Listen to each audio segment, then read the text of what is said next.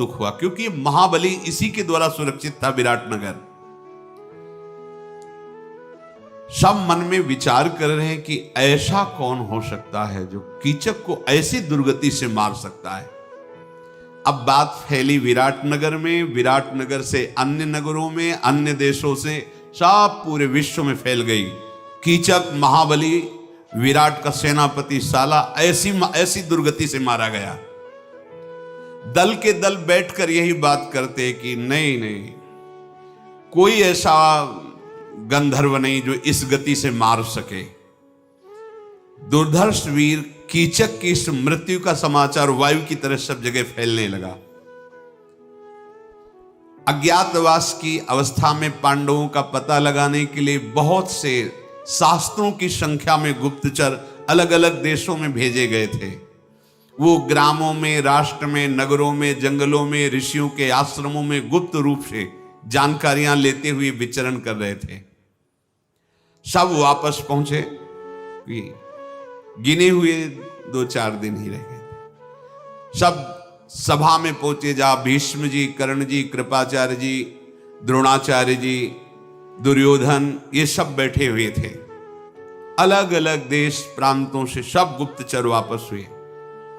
गुप्तचर बोले, महाराज दुर्योधन से, हमने कोई देश नहीं बचा, कोई जंगल नहीं बचा, कोई आश्रम नहीं बचा, निर्जन गुफाएं, लताओं के समूह, गुल्म, कोई ऐसा नहीं बचा जहां मैंने ढूंढा ना हो। ऊंचे ऊंचे पर्वतों के शिखर, देश, जन समूह के स्थान, शून्य स्थान, तराई के गांव, बाजार, नगर, कहीं भी पांडवों का पता नहीं लगा। आपका कल्याण है, क्योंकि आप पांडवों से ही तो भयभीत थे। मुझे ऐसा लगता है कि वो मृत्यु के गाल में समा गए।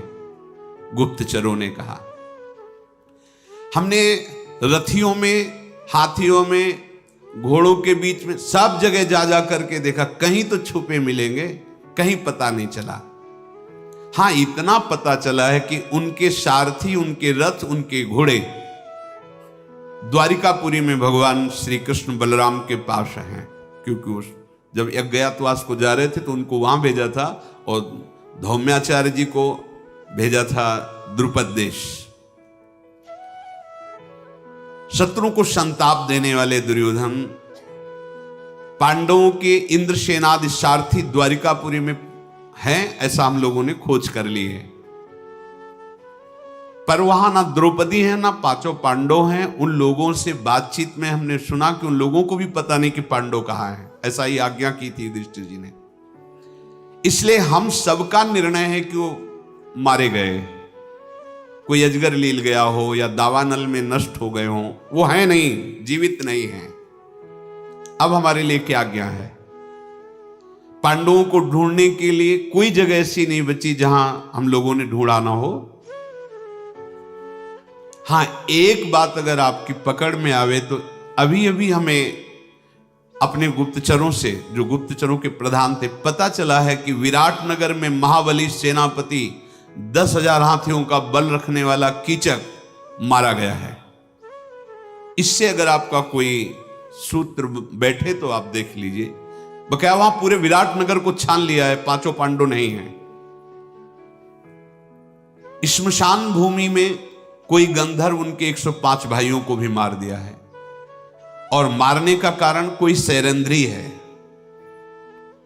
अब आप इस पर विचार कर लीजिए और मुझे आज्ञा कीजिए।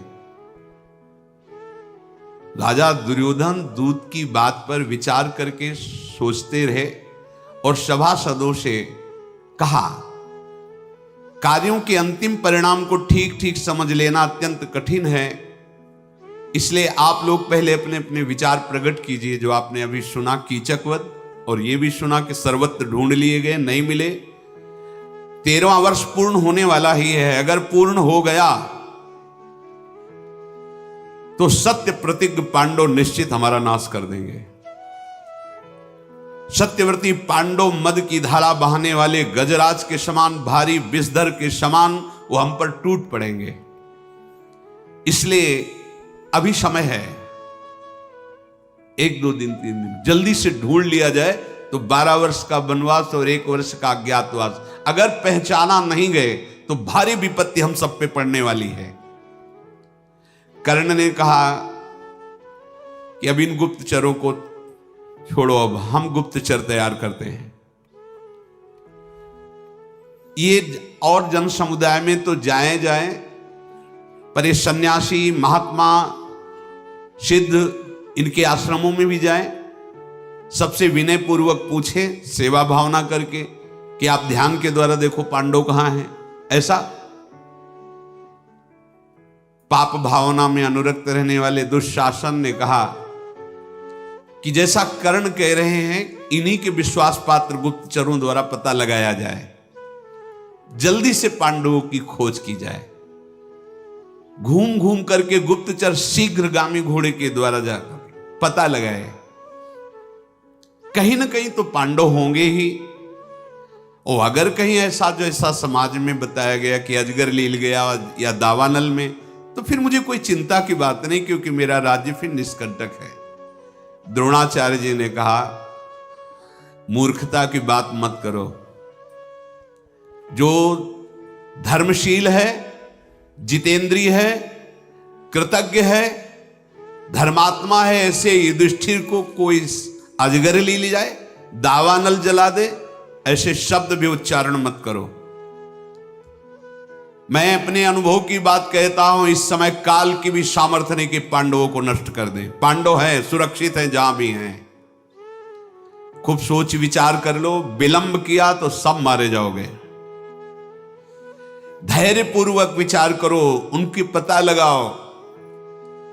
शुद्ध चित्त, गुणवान, सत्यवान, नीतिवान, पवित्र, तेज के पुंज, धर्म का साक्षात स्वरूप युधिष्ठिर को कोई मार सके, अभी ऐसा समय नहीं आया है। इसलिए मेरी बात जल्दी सोचो, ब्राह्मणों को, गुप्तचरों को, सिद्धों को जल्दी भेजो और पता लगाओ। अगर समय पूरा हो गया तो फिर एक ही उपाय है, युद्ध, दूसरा उपाय नहीं है। भरतवंशियों में श्रेष्ठ पितामह भीष्म जी ने कहा, वेद शास्त्रों के ज्ञाता, तत्वज्ञानी, धर्मों का रहस्य जानने वाले आचार्य द्रोण जो बोल रहे हैं, परम सत्य बोल रहे हैं। पांडवों का बाल भी बांका नहीं कर सकता, ना अजगर ना दावानल। क्यों? क्योंकि भगवान श्री कृष्ण का वो दासत्व स्वीकार किए। ये महाभागवत भीष्म जी ने कहा कि उनका कोई बाल बांका, धर्म रता नित्यम केशवानुगता सदा, वो सदैव धर्म में रहते हैं और केशव भगवान श्री कृष्ण के अनुगत हैं, शरणागत है। उनको कोई मार सके, ऐसा नहीं हो सकता। पांडव अपने धर्म और पराक्रम से सुरक्षित है, जल्दी खोज करो। 13वां वर्ष बीतने ही वाला है। तुम लोगों की जो धारणा बन रही है ना कि वो मारे गए, अजगर लील गया, ऐसा कुछ नहीं, पांडव सुरक्षित है।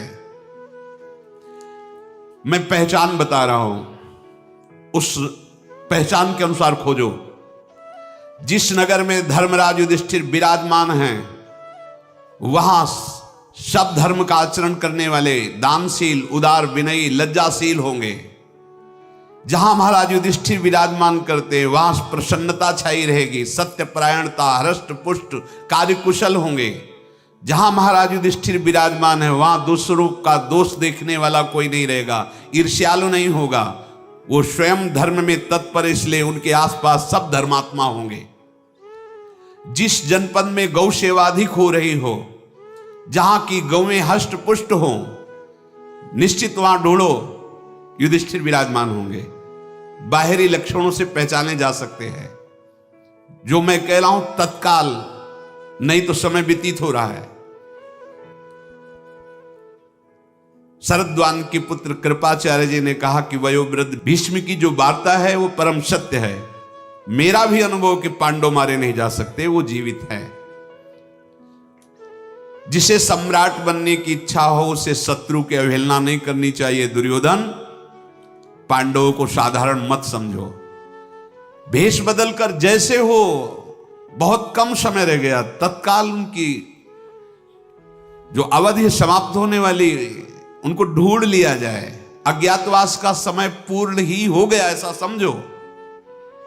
और पूर्ण हो गया तो कुंती के महाबली, अति पराक्रमी महात्मा पांडव सर्वनाश मचा देंगे, कोई रोक नहीं सकता।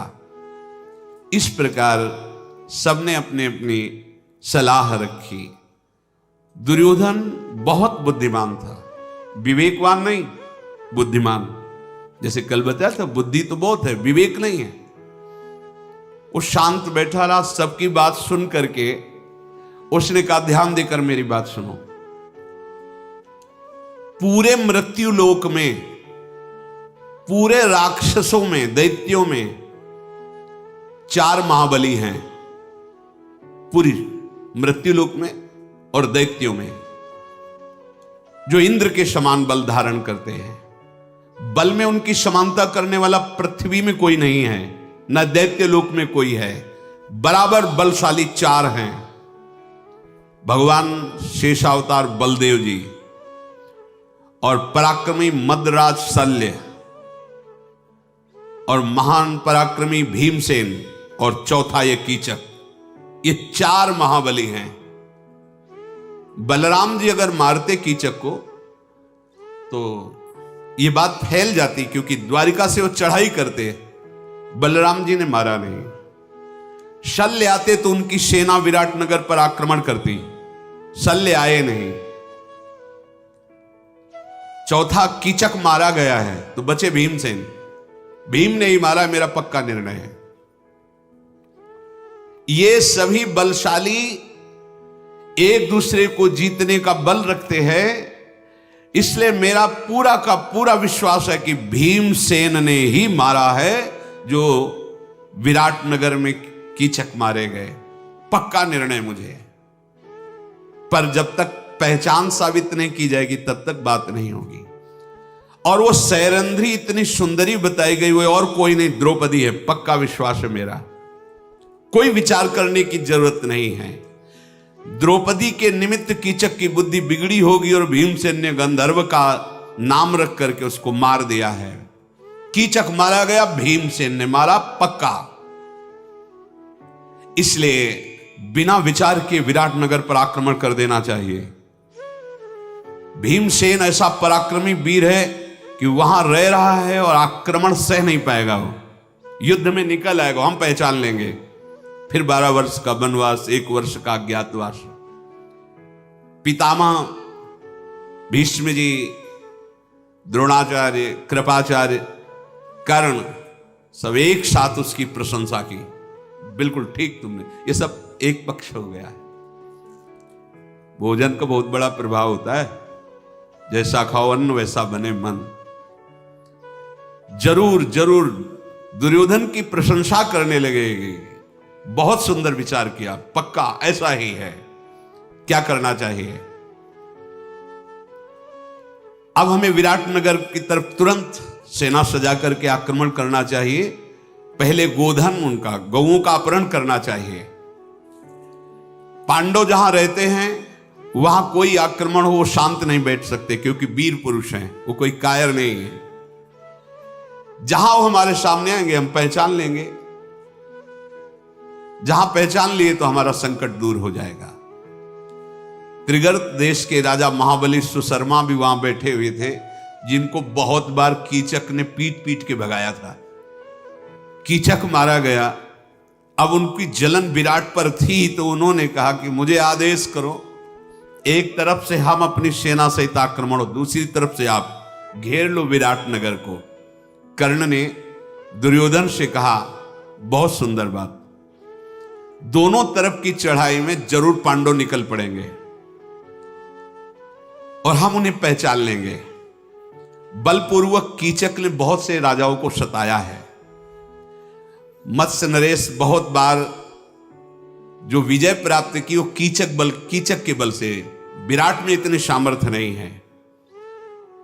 चलो तत्काल सेना को सजाने का आदेश करो, ठीक अवसर है। विराट के यहां रत्न धन सब हम ले लेंगे, बंदी बना लेंगे विराट को और सब आपस में बांट लेंगे, गोधन रत्न आदि सब। इसलिए सेना को सुसज्जित किया जाए, कई टुकड़ियों में बांट दिया जाए। पितामह भीष्म, आचार्य द्रोण, शरद्वान पुत्र कृपाचार्य, ये सब ने स्वीकृति दे दी, हां ऐसा ही किया जाए। जिधर आक्रमण का निश्चय किया गया, कौरव के सैनिक उधर तैयार होकर चलने लगे। सुशर्मा ने त्रिगर्त के साथ अर्थात अपने देश के सैनिकों के साथ जो दिशा निश्चित की गई उधर चल पड़े। भयानक सेना कौरवों की, अरे जिसमें भीष्म जी, द्रोणाचार्य जी, कृपाचार्य जी, अश्वत्थामा, कर्ण आदि, और सुशर्मा भी बहुत बलवान, सब विराट नगर की तरफ चल पड़े। सप्तमी की तिथि को अग्निकोण की तरफ से सुशर्मा ने चढ़ाई की और अष्टमी को निश्चित किया गया था कौरव दूसरी तरफ से आक्रमण करके जो उनकी गौशालाएं थी पहले गोधन का अपहरण करेंगे। 13वां वर्ष भली भांति पूर्ण हो चुका जब ये नगर में चढ़ाई के लिए पहुंच गए।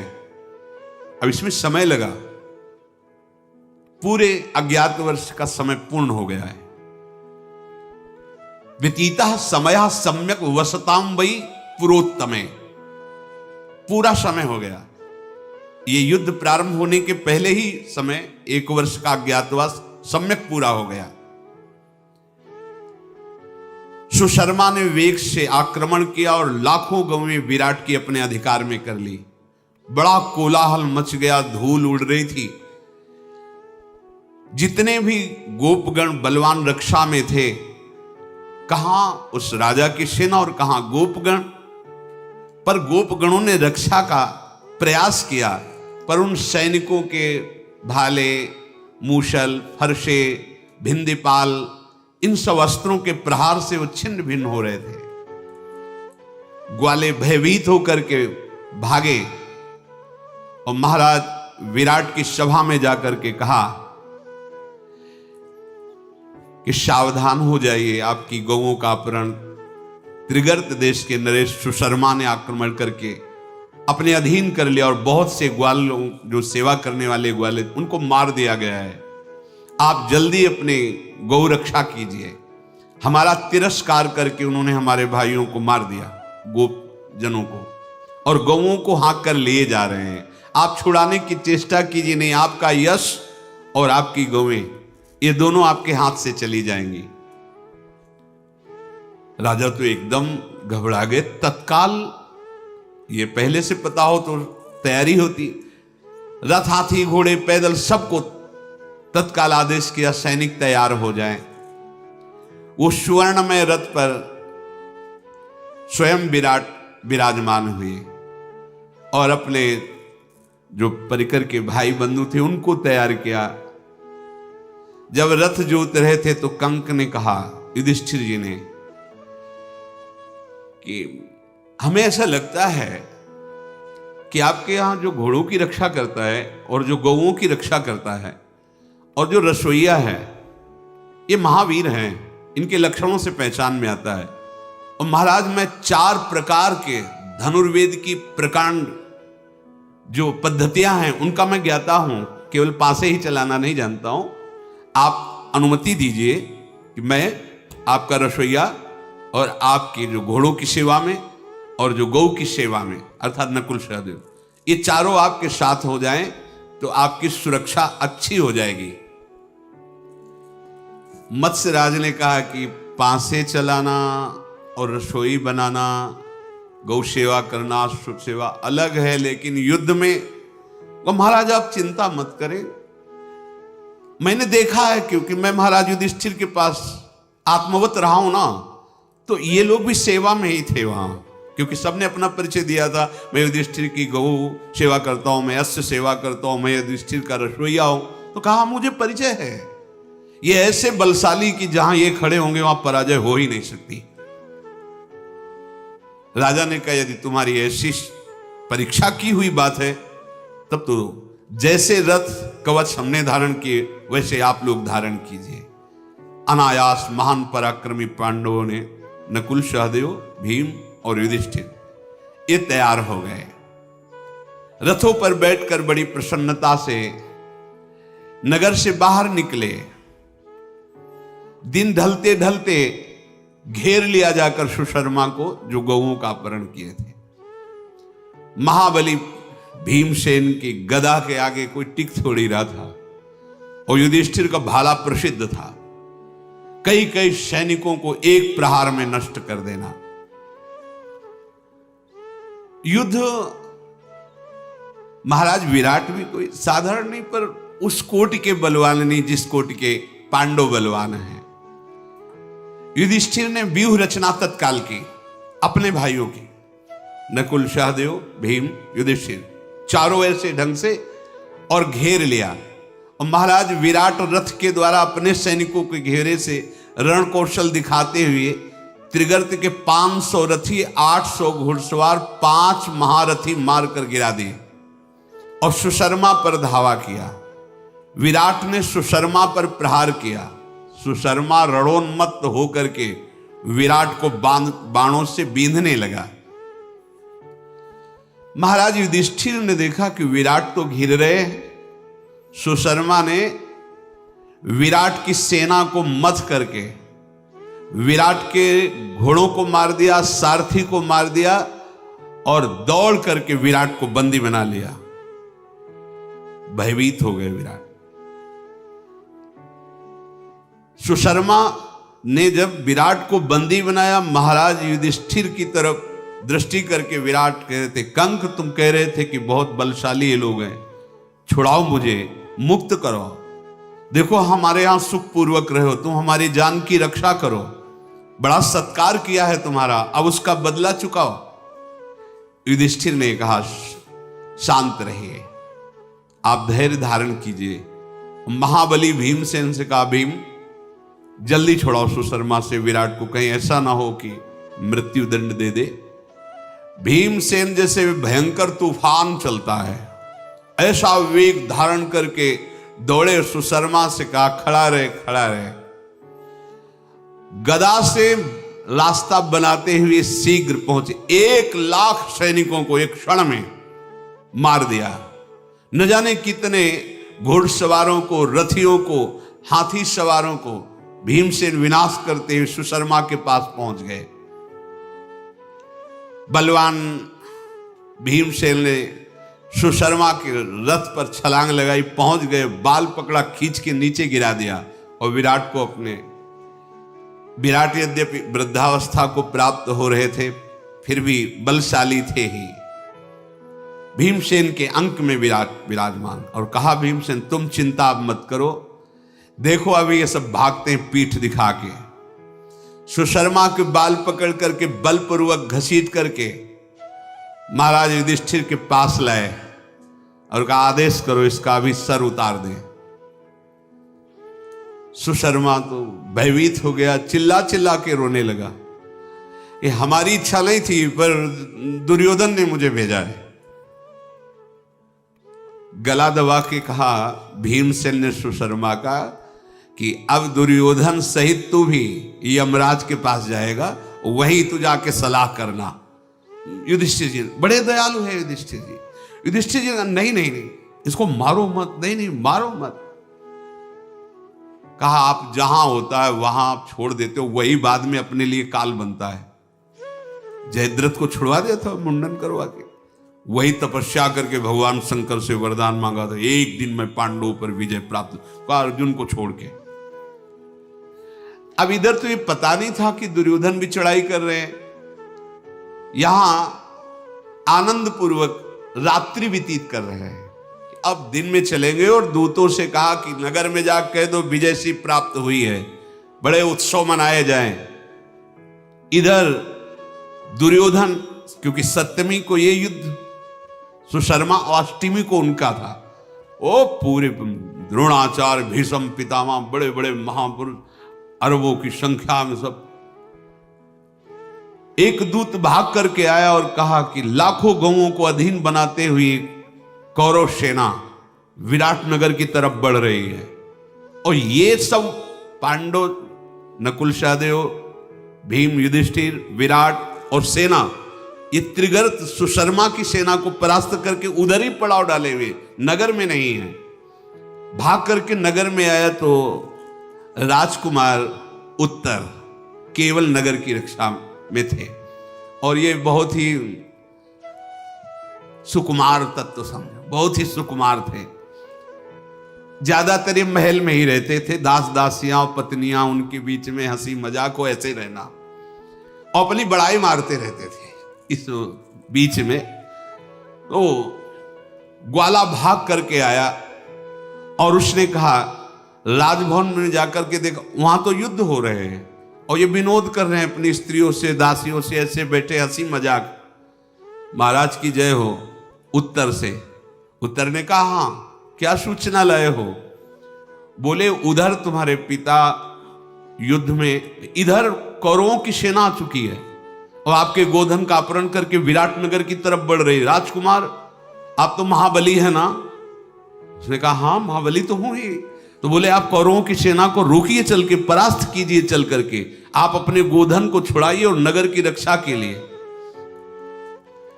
अब स्त्रियों के सामने क्या कहे? कुछ लोग ऐसे होते हैं जो वीरता स्त्री और बच्चों के बीच में, और जब वीरों के सामने पहुंचते हैं तो पसीना आ जाता है। उन्होंने कहा कि युद्ध तो मैं कर सकता हूं कौरवों से, भीष्म से भी कर सकता हूं, मैं सुयोग्य हूं, इस समय मैं राष्ट्र का स्वामी हूं, क्योंकि महाराज युद्ध में गए तो पूरा अधिकार मेरे हाथ में है।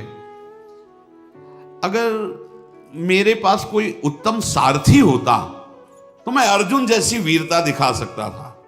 तो सैरंध्री द्रौपदी जी वही थी, देखा ऐसे और कहा अर्जुन जैसी वीरता दिखा सकते? बोले सैरंध्री तो तुम हमें छोटा मोटा वीर समझती हो?